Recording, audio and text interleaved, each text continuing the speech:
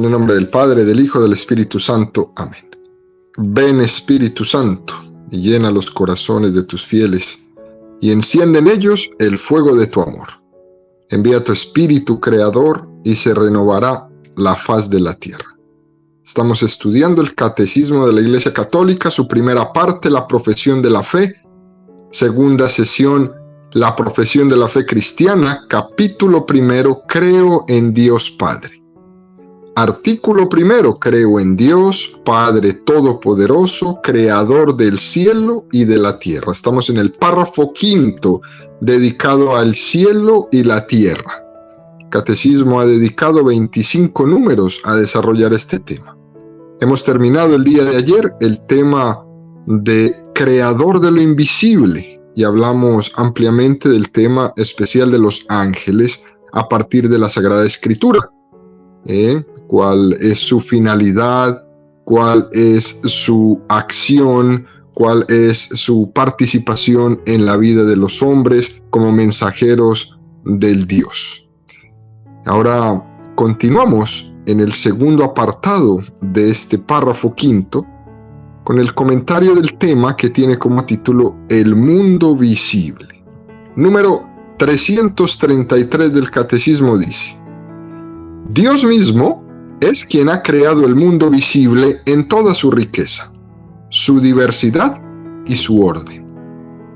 La Escritura presenta la obra del Creador simbólicamente como una secuencia de 6 días de trabajo divino que terminan en el reposo el día séptimo. El texto sagrado enseña a propósito de la creación verdades reveladas por Dios para nuestra salvación, que permiten conocer la naturaleza íntima de todas las criaturas, su valor y su ordenación a la alabanza divina. Qué número más bonito este que nos presenta el Catecismo en esta mañana. La primera afirmación que este numeral 337 nos dice es: Dios ha creado este mundo visible. No solamente ha creado lo espiritual, también ha creado lo material. Lo material ha sido creado por Dios en toda su riqueza, en toda su diversidad y en todo su orden. 3 palabras muy interesantes que vamos a desarrollar, ¿no? Primero, Dios ha creado todo en toda su riqueza. Riqueza que no es infinita, ciertamente, ¿no? La creación es limitada. Para Dios, una criatura pequeña.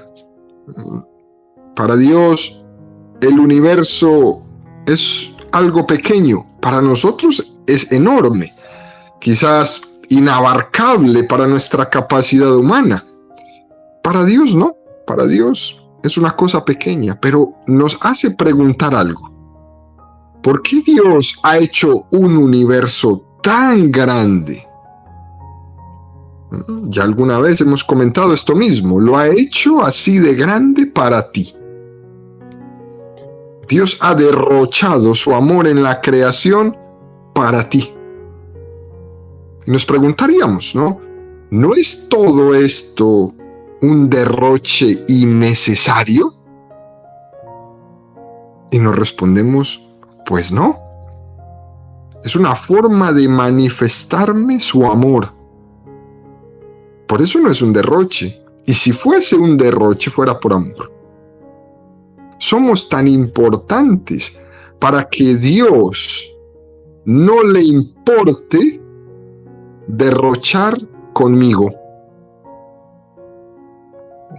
Como cuando el enamorado a su enamorada le da una cosa, le da otra, le da otra, le da otra, hasta tal punto que llega un momento donde el enamorado o la enamorada dice: oye, ya no me des tantas cosas, no necesito tantas cosas, me abrumas con tantos regalos y con tantas manifestaciones de tu amor. Tu compañía, tu presencia es necesaria, no me traigas ya más regalos. Bueno, Dios me ama con esa generosidad y me lo expresa en la inmensidad del universo. Todo esto lo he pensado para ti. Y nos tenemos, queridos amigos, que dejar impactar de esta grandeza de amor. Hoy en la noche, cuando salgas a la calle y mires al espacio y veas el universo, recuerda que todo eso fue puesto allá arriba para ti. Y cuando salgas ahora o ahorita ya estás en tu trabajo, donde estés, todo lo que estés mirando, esos árboles verdes, esas rosas, lo que sea, tus hijos, recuerda que todo eso lo hizo para ti, para impactarte, para manifestarse en ti, para manifestar que te ama. Fijémonos bien, queridos amigos, ¿no? Los científicos, entre más descubren, más se dan cuenta que no saben nada. Es más, cuando uno más lee, más sabe que le falta. Cuando más conoce, más sabe que le falta. Cuando uno estudia historia y llevas 20, 30 años estudiando historia y parece uno que sabría la historia, se da cuenta que cada vez que abre una nueva hoja, no sabía esto. No sabía esto. Me falta mucho más por saber. Abres la puerta de un descubrimiento, entras a ese descubrimiento y ves que hay otras 10 puertas. Abres esa puerta, entras por ella y descubres que al nuevo lugar hay otras 10 puertas. Y así es la vida. La sabiduría humana consiste en ser conscientes de que sabemos muy poco y al mismo tiempo tomarnos en serio ese creced y dominad la tierra que Dios nos ha dicho. El segundo punto que nos menciona el catecismo es que Dios ha creado todo en su diversidad. Primer punto, en su riqueza. Segundo punto, en su diversidad. Una diversidad que es muy importante.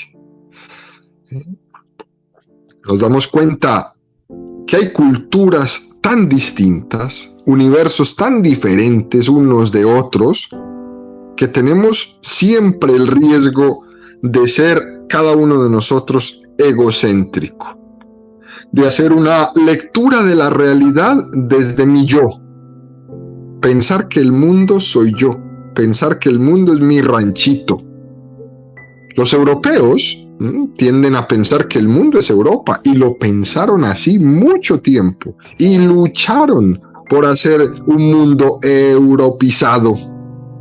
Los americanos hoy día pensamos que el mundo es como América y queremos venderle nuestra manera de ser americano al mundo entero.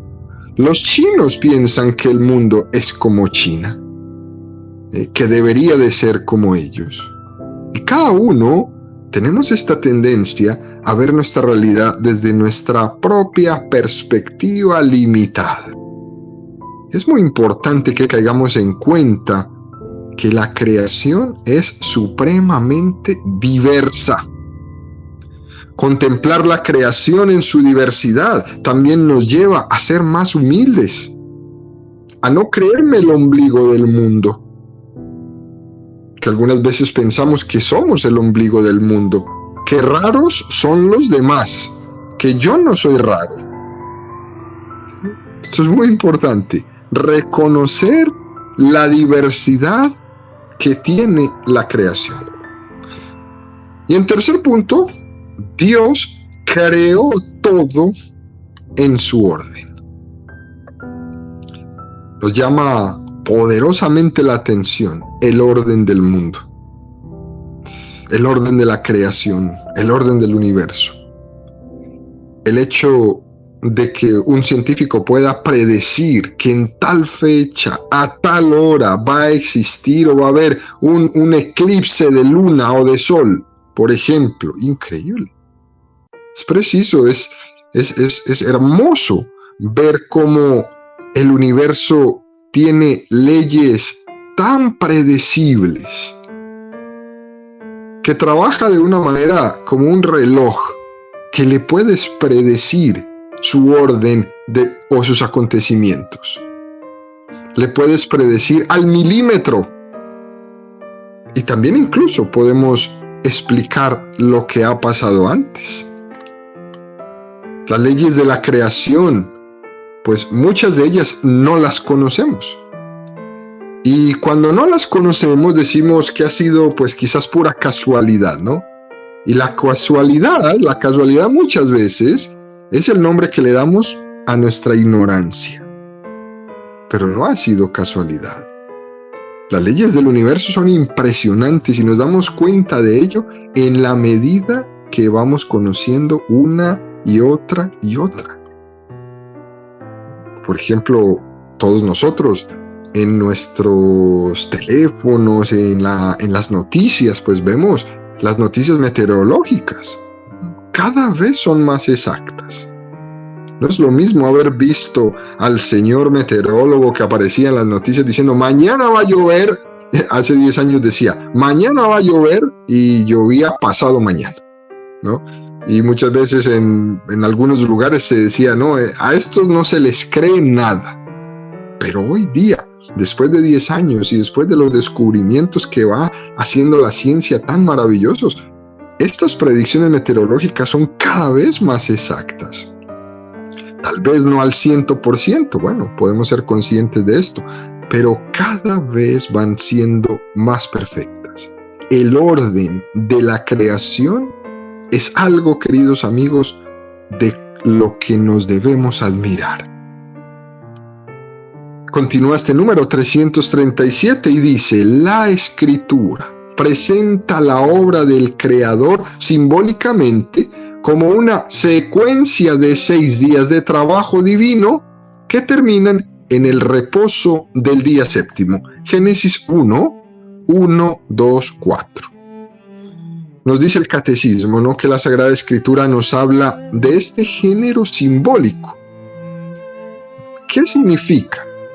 Significa que el escritor sagrado, el hagiógrafo, en la manera de contar la creación, quiso dar un marco teológico al hecho de santificar el descanso semanal del hombre. Es decir, se narra la creación y el séptimo día es un descanso para vivir el trabajo y el descanso del hombre con el marco de la creación. Como nosotros estamos llamados a vivir, tomar, transformar esta creación, entonces el autor sagrado toma pie de una creación realizada en 6 días, como un marco para decir que nosotros somos imagen y semejanza de Dios, y que entendemos que nuestro trabajo es como un eco, como una prolongación del trabajo divino, y que nuestro descanso es también como un eco, una prolongación de Dios que descansa. Esto es algo muy, pero muy hermoso que nos presenta el catecismo con la Sagrada Escritura. Es un género literario, ¿no? Dios no necesita 6 días para hacer las cosas. Y estrictamente hablando también, lo que entendemos es el por qué Dios trabaja 6 días. Pues el trabajo de Dios no es lo mismo que el trabajo del hombre. Nosotros trabajamos para conseguir lo que no tenemos. Dios ya lo tiene todo. Nosotros necesitamos ganar el pan del día. Dios no necesita ganar ningún pan. Es muy diferente el trabajo del hombre al trabajo de Dios, pero es un género literario que se usa, que ha utilizado el autor sagrado para simbolizarnos eso. Somos una prolongación del trabajo de Dios, pero también somos una prolongación del descanso de Dios. Lógicamente, cuando aplicamos las cosas del hombre a Dios, tenemos que entender que es una manera de hablar. Dios es infinito y no podemos aplicarle a Él, sino de una manera simbólica, nuestros conceptos. Es maravilloso, queridos amigos, ver cómo se cuenta la creación, ¿no? El primer día hizo Dios, el segundo día hizo Dios, el tercero, cuarto, quinto, sexto, séptimo, lo que sea. Es una especie de sugerencia de que la creación no ha sido puntual, de que ha tenido un ir creciendo en una evolución. Dios no creó lo que vemos ahora de una manera puntual, sino que Él comenzó la creación y le dio al hombre la capacidad de irla transformando.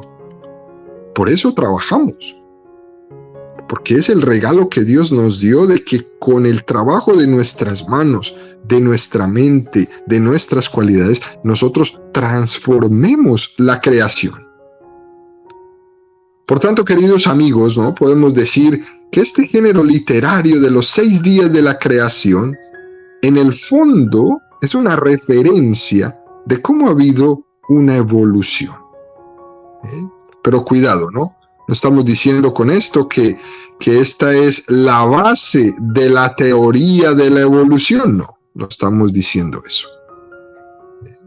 Aunque es verdad que para conjugar la teoría de la evolución con la fe católica, esta imagen que Dios creó el primer día, el segundo día, el tercer día, viene muy bien para adaptarla a la imagen de la evolución.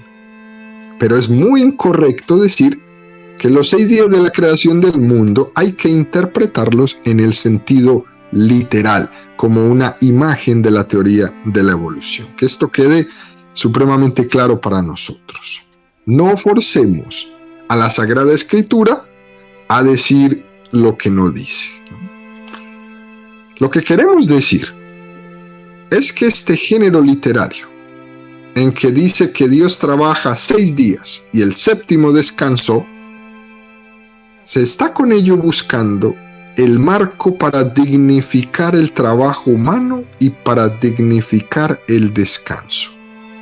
Somos imagen y semejanza de Dios, y nuestro trabajo prolonga la obra creadora de Dios, y nuestro descanso es una escuela en donde Dios nos enseña a descansar en Él, preparando el eterno descanso que será el cielo.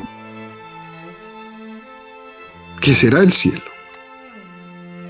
Y concluye el número 337 del Catecismo diciendo: el texto sagrado enseña a propósito de la creación verdades reveladas por Dios para nuestra salvación, que permiten conocer la naturaleza íntima de todas las criaturas, su valor y su ordenación a la alabanza divina.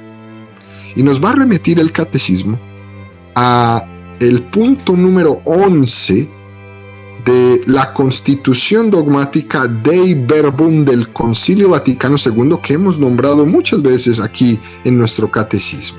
Fíjese cómo el número 11 de la Dei Verbum dice esto tan precioso: las verdades reveladas por Dios, que se contienen y manifiestan en la Sagrada Escritura, se consignaron por inspiración del Espíritu Santo. La Santa Madre Iglesia, según la fe apostólica, tiene por santos y canónicos los libros enteros del Antiguo y del Nuevo Testamento, con todas sus partes, porque escritos bajo la inspiración del Espíritu Santo, tienen a Dios como autor, y como tales se le han entregado a la misma Iglesia. Pero en la redacción de los libros sagrados, Dios eligió a hombres que utilizó usando de sus propias facultades y medios, de forma que, obrando Él en ellos y por ellos, escribieron como verdaderos autores todo y solo lo que Él quería. Es un número de la Dei Verbum precioso, número 11. Aquí estamos pensando, ¿no?, en ese texto de la creación en 6 días y el séptimo día descansó, eso ha sido inspirado por el Espíritu Santo. Por lo tanto, queridos amigos, no digamos en ningún momento que esos pasajes de la creación del mundo son simplemente un género literario y que como género literario a lo mejor son muy fantasiosos o poco reales, o que son a lo mejor una metáfora para contar un cuento. No son un cuento, son reales. Dios inspiró al autor sagrado para escribirlo de esa manera. Esas imágenes son géneros literarios, pero expresan las verdades que Dios ha querido revelar. Y ese Dios mismo, el que ha inspirado a ese autor sagrado, es el que se encarga de contar las cosas. Por lo tanto, tenemos que acercarnos a los textos de la creación del mundo con admiración y sin complejos de racionalismo, con respeto. Son formas primitivas de hablar, sí, a lo mejor son formas muy primitivas de expresar cómo se creó todo, y tan primitivas que son antiquísimas, pero desde luego no primitivas en el sentido de que no estén inspiradas por Dios. Lo viejo no le quita la inspiración. Por tanto, queridos amigos, con mucha admiración, los católicos nos acercamos a este precioso relato del Génesis sobre la creación. Y bajo esas imágenes, nosotros contemplamos la acción creadora de Dios que hace brotar la vida de la nada. La primera obra de la salvación del mundo es la creación. Sin ella, el resto de la creación no tendría ningún sentido. Recordemos que esto lo hemos dicho en algunas ocasiones. Somos imagen de Dios. Primera imagen es la imagen formada, es la doctrina de la creación. Segunda imagen es la imagen deformada, es la doctrina del pecado. Tercera imagen, la imagen reformada, es la doctrina de la gracia. Cuarta imagen es la imagen consumada, es la doctrina del cielo, del más allá. 4 imágenes muy hermosas, ¿eh? Imagen formada, imagen deformada, imagen reformada, imagen consumada. Pero para poder hablar de todas estas imágenes, primero tenemos que hablar de la imagen formada, que es la creación. Número 338 del Catecismo nos lleva a profundizar más y dice: nada existe que no deba su existencia a Dios creador. El mundo comenzó cuando fue sacado de la nada por la palabra de Dios. Todos los seres existentes, toda la naturaleza, toda la historia humana están enraizados en este acontecimiento primordial. Es el origen gracias al cual el mundo es constituido y el tiempo ha comenzado. Número muy hermoso, donde tiene como primera afirmación que nada hay que no deba su existencia a Dios. Es decir, que hoy día, en este siglo, todavía es como absurdo encontrar personas que se dicen inteligentes, que se dicen sabias, que se dicen doctores, que niegan la existencia de Dios, que niegan que Dios es el creador de todo y que lo creó todo de la nada, y se aferran en ellos y en su egocentrismo y niegan una verdad que es fundamental de un niño de 4 añitos. Un gran doctor lo niega, un niño de 4 añitos lo afirma. El tener esto claro sobre la actividad creacional nos tiene que llevar a ser personas muy agradecidas. Fíjese que el soberbio, el ateo, los que se dicen pues ateos, si es que quedará alguno por ahí, no son agradecidos, son amargados. No tienen conciencia de que son un don y menos de que todo lo que les rodea es un don que Dios les ha regalado. Que lo que están comiendo ese día mientras están negando que Dios existe, se lo están comiendo porque Dios se los dio como un don y todavía se atreven a negarle. ¿Qué tengo yo que no haya recibido como regalo? ¿Qué tengo yo que no haya recibido como un don? ¿Qué tengo yo en mi vida que no haya recibido como una gracia? No tengo nada. Todo me ha sido dado por mi Creador. Por lo tanto, existe un Creador. Pero si yo no tengo fe en la creación, es imposible que sea un hombre o una mujer agradecida por todos los regalos y dones que recibo en cada momento. De la negación que hemos sido creados, enseguida brota en nosotros un espíritu soberbio, creyéndonos el centro del mundo. Fíjese bien, cuando tengan la oportunidad de hablar con estos que se dicen, ¿no? Que se dicen ateos, o gnósticos, o bueno, todos los nombres que se han inventado hoy día para los que niegan a Dios, su existencia o su acción en el mundo. Fíjate y verás que en el fondo, cuando los oyes hablar, es la soberbia hablando. ¿Crees tanto que tienes la autoridad para negar que Dios existe? ¡Qué soberbia! ¡Qué soberbia la que te gastas! ¿Cómo serás en tu casa? El Papa Benedicto XVI, queridos amigos, en el año 2011, en la Jornada Mundial de la Juventud en Madrid, el Papa en el discurso que le dio a los jóvenes de bienvenida, yo me acuerdo esa noche, el Papa les dijo esto a los jóvenes, ¿no?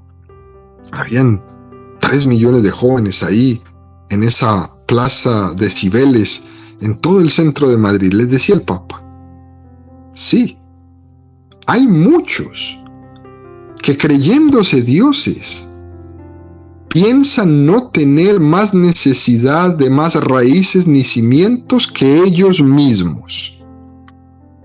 Desearían decir por ellos mismos lo que es verdad o no, lo que es bueno o malo, lo que es justo o lo que es injusto, decidir quién es digno de vivir o poder ser sacrificado en aras de otras preferencias, dar a cada instante un paso al azar, sin rumbo fijo, dejándose llevar por el impulso de cada momento. Estas tentaciones siempre están al acecho y es importante no sucumbir a ellas, porque en realidad conducen a algo tan evanescente como una existencia sin horizontes, una libertad sin Dios. Nosotros más bien creemos que hemos sido creados y creados libres a imagen de Dios. Yo no sé si todos los jóvenes que estaban ahí escucharon estas palabras, pero el Papa las dijo. Y es importantísimo cómo directamente le dice a los jóvenes, nosotros hemos sido creados. No nos creamos a nosotros mismos. El mundo no salió de mí. Es la verdad la que me va a juzgar. No soy yo el que voy a juzgar a la verdad. Soy yo el que voy a ser juzgado. Y yo no me fabrico yo mismo a mi imagen y semejanza. Yo no fabrico la verdad a mi imagen y semejanza. Por lo tanto, queridos amigos, de creer que somos creados, de creer que hay una verdad que nos ha sido dada y de creer que hay una libertad que está fundada en esa creación, se van a derivar muchísimas consecuencias en nuestra vida. Por ejemplo, el tema del respeto a la vida. Se respeta la creación solo si se respeta la vida humana desde el momento de su concepción hasta el momento de su muerte natural. Y por este respeto, nosotros podríamos también pensar en la ética de la paz, pero no puede haber nunca paz en el mundo si todavía seguimos asesinando a nuestros bebés. Olvídese de cuánta reunión de paz usted quiera, mientras sigan matando los bebés, nunca habrá paz en este mundo. Porque creemos en la creación. Cuando sigamos los adultos asesinando al indefenso, al que no se puede defender, al que no puede gritar, al que no puede correr, nunca habrá paz. Y nunca habrá paz en el mundo. Nunca habrá paz en la sociedad cercana, nunca habrá paz en mi ciudad, nunca habrá paz en mi familia y nunca habrá paz en mi conciencia. De la mamá que aborta, del papá que le llevó al hospital, del médico que fabricó el aborto, de todo el que supo y no hizo nada. Nunca habrá paz. Por eso es la contradicción más grande que existe. El que una persona salga a la calle con un gran letrero diciendo salvemos el planeta, salvemos los árboles, salvemos el agua, salvemos los animales. Sí, maravilloso, pero esa misma persona al otro día sale con otro cartel diciendo yo soy dueña de mi cuerpo, sí al aborto. Por Dios, ¿cómo te contradices?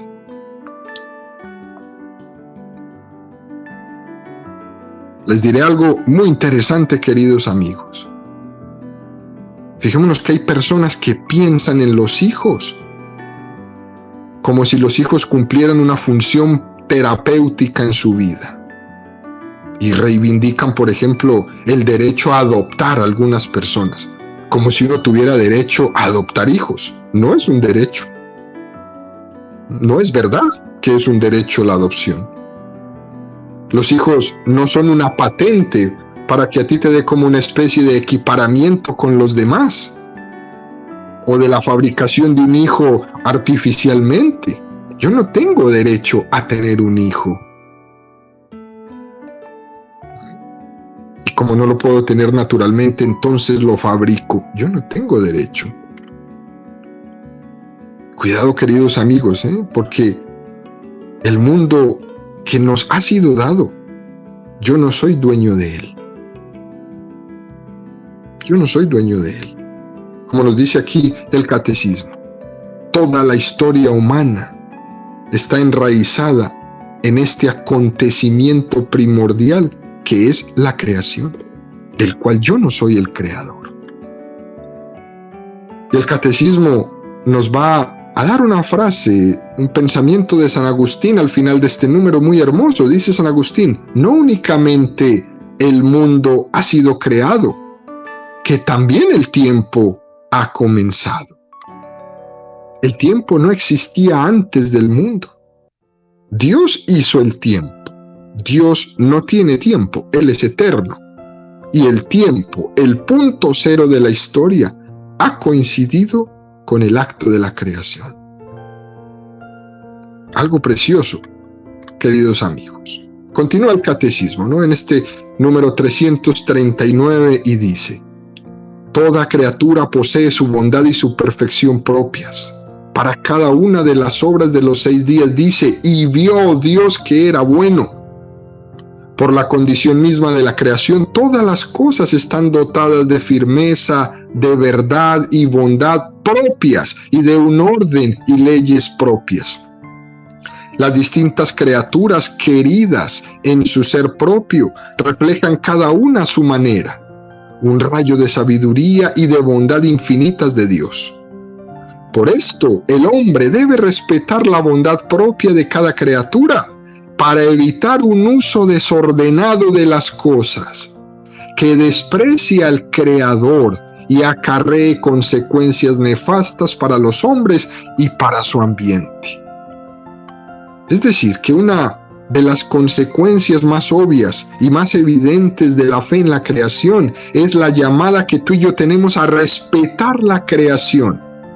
tú y yo somos los protectores de la creación. Y aquí vuelve y sale siempre nuestro lema: ¿dónde está tu hermano?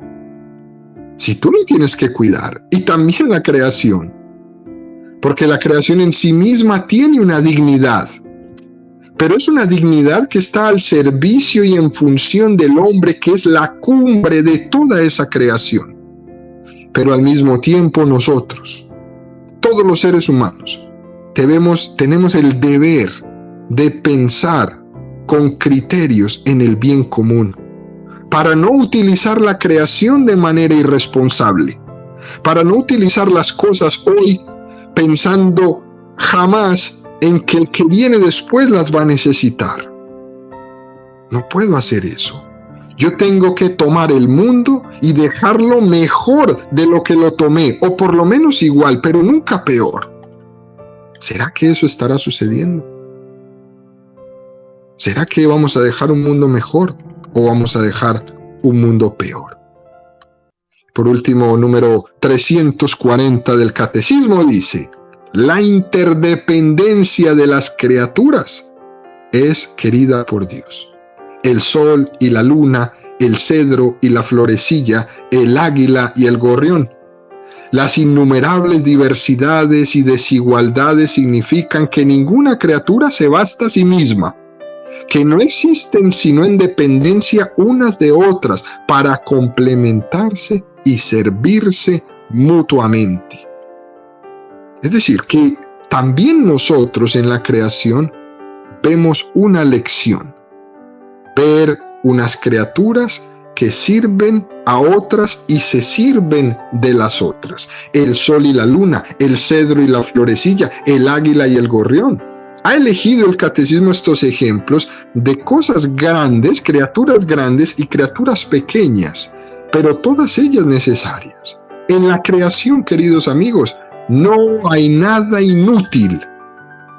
La luna, su fuerza de atracción, es la que genera las olas en el agua. Y esas olas en el agua son las que airean el agua. Si no, el agua inmóvil se pudre, se corrompe.